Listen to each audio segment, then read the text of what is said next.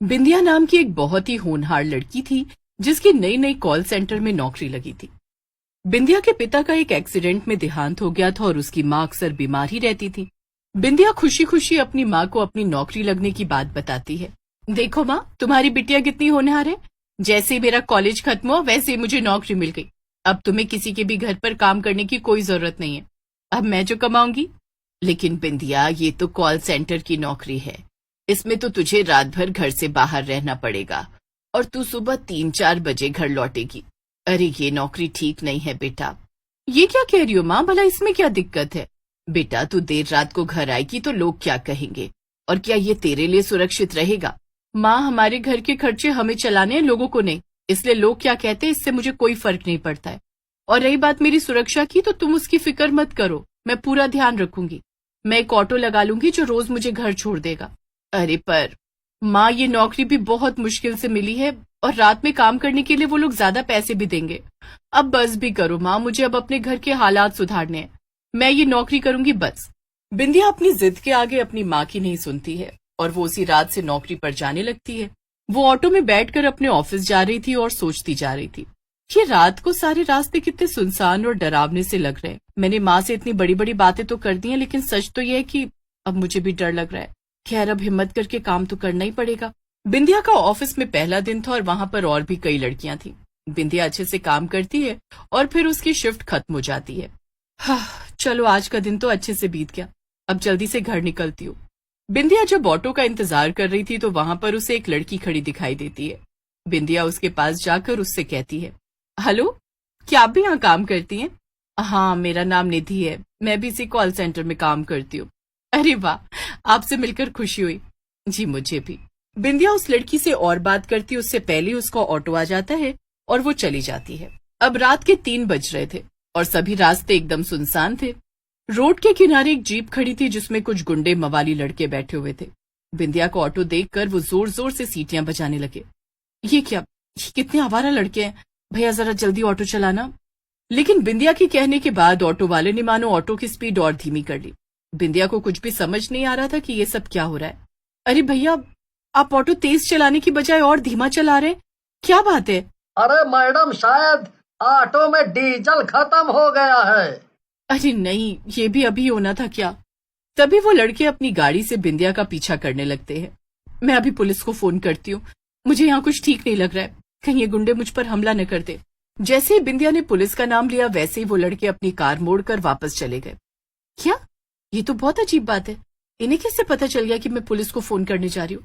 खैर, अब आप जल्दी से मुझे घर छोड़ दीजिए भैया। बिंदिया किसी तरह से सही सलामत अपने घर पहुंच जाती है, लेकिन उसने अपनी माँ को कुछ भी नहीं बताया। उसे डर था कि कहीं उसकी माँ फिर से काम छोड़ने को ना कहे। अगले दिन बिंदिया काम पर जाने के लिए कुछ डरी हुई थी। जब उसका ऑटो फिर से बीच रास्ते पर पहुंचा तो उसका ध्यान अचानक से रोड के किनारे खड़ी एक लड़की पर गया। ये वही लड़की थी जो बिंदिया को ऑफिस के नीचे मिली थी।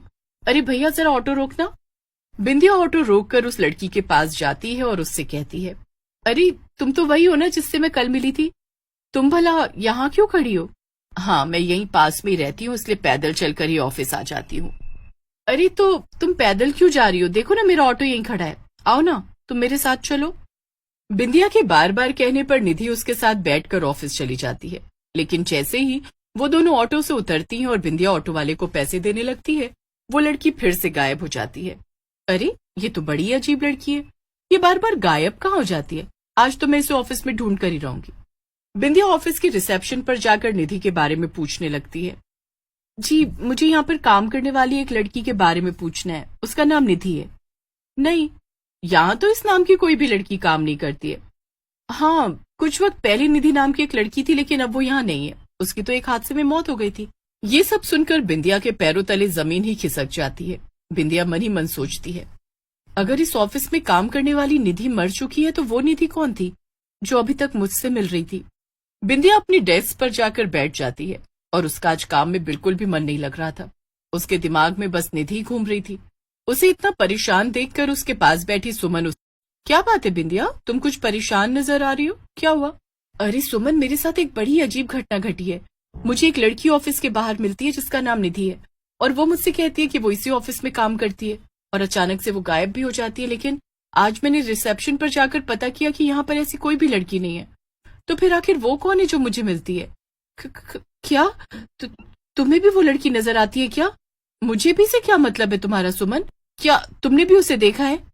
नहीं, मैंने नहीं, मगर बिंदिया तुमसे पहले यहाँ पर तुम्हारी जगह राधा काम करती थी, लेकिन उसे भी ऐसी एक लड़की दिखाई देना शुरू हो गई थी जो कि कहती थी वो इसी कॉल सेंटर में काम करती है। इसके बाद राधा बहुत डर गई थी क्योंकि वो लड़की चुड़ैल थी। राधा ने डर के मारे नौकरी छोड़ दी। बिंदिया ये सब सुनकर बहुत डर जाती है। क्या? चुड़ैल? ये तुम क्या कह रही हो सुमन? तुम्हारी बात सुनकर तो अब मुझे भी डर लग रहा है, कहीं उस चुड़ैल ने मुझे कुछ कर दिया तो। अब मैं क्या ही कहूँ, यही सच है बिंदिया, लेकिन अब अगर तुम उस निधि के बारे में जान ही गई हो तो अब उससे जरा संभल कर रहना और उससे दूर ही रहना। इतना कहकर सुमन वहां से उठकर चली जाती है। जब ऑफिस का काम पूरा हो जाता है तो बिंदिया डरते डरते घर जाने के लिए निकलती है। उसे डर था कि कहीं उसे फिर से वो चुड़ैल ना दिख जाए। बिंदिया इधर उधर देखती हुई चली रही थी कि तभी निधि उसके सामने फिर से आ जाती है। कैसी हो बिंदिया? क्या तुम आज भी मुझे अपने ऑटो से कुछ दूर तक छोड़ दोगी? वो काफी रात हो गई है और मुझे कोई दूसरा ऑटो नहीं दिख रहा। ये सुनकर तो मानो बिंदिया की सांसें ही थम गई। क्या? नहीं नहीं, तुम मेरे साथ नहीं चल सकती हो और तुम मुझसे दूर रहा करो। मुझे तुमसे कोई भी बात नहीं करनी। अब मैं यहाँ से जा रही हूँ और तुम दोबारा कभी मेरे सामने मत आना, बस। बिंदिया वहां से भागकर जल्दी से अपने ऑटो में बैठ गई और निधि उसे देखती रही। कुछ दूर जाने के बाद बिंदिया की जान में जान आई। ओहो, आज तो बाल बाल बची। पता नहीं ये चुड़ैल मेरे पीछे क्यों पड़ गई है। पता नहीं इसे मुझसे आखिर चाहिए क्या। तभी बिंदिया को ऑटो वाला अचानक से ऑटो रोक देता है। क्या हुआ भैया, ऑटो क्यों रोका है? बिंदिया सामने देखती है कि सामने वही गुंडे लड़के थे और वो अपनी कार में बैठे हुए थे। वो लड़के उसे देखकर जोर जोर से हंसने लगते हैं। उन्हें देखकर बिंदिया बहुत डर जाती है। ये क्या है भैया, आपने यहाँ पर ऑटो क्यों रोक दिया है? मुझे ये लोग कुछ ठीक नहीं लग रहे हैं, जल्दी चलो यहाँ से। माफ करना मैडम जी, आपको यहाँ तक लाने के लिए इन्हीं लड़कों ने मुझे अच्छे खासे पैसे दिए हैं, इसीलिए मुझे तो आपको यहीं पर उतार के जाना होगा। अब आप जल्दी से उतर जाइए और ज्यादा देरी मत कीजिए। हाँ। क्या? ये सब आखिर हो क्या रहा है? बचाओ बचाओ, कोई मुझे बचाओ। इससे पहले बिंदिया और कुछ कहती, वो ऑटो वाला बिंदिया को ऑटो से नीचे उतार देता है। ये देखकर बिंदिया जोर जोर से मदद के लिए चिल्लाती है। तभी एक डरावनी सी चुड़ैल उसके सामने आकर खड़ी हो जाती है। बिंदिया और ऑटो वाले सहित वहां खड़े सारे लोग भी चुड़ैल को देखकर डर जाते हैं। अरे नहीं, ये तो वही कॉल सेंटर वाली चुड़ैल है, भागो यहाँ से। क्या? कॉल सेंटर वाली चुड़ैल? मतलब कि निधि? हाँ, ये मैं ही हूँ बिंदिया, तुम्हारी दोस्त निधि, और तुम्हें मुझसे डरने की बिल्कुल भी जरूरत नहीं है।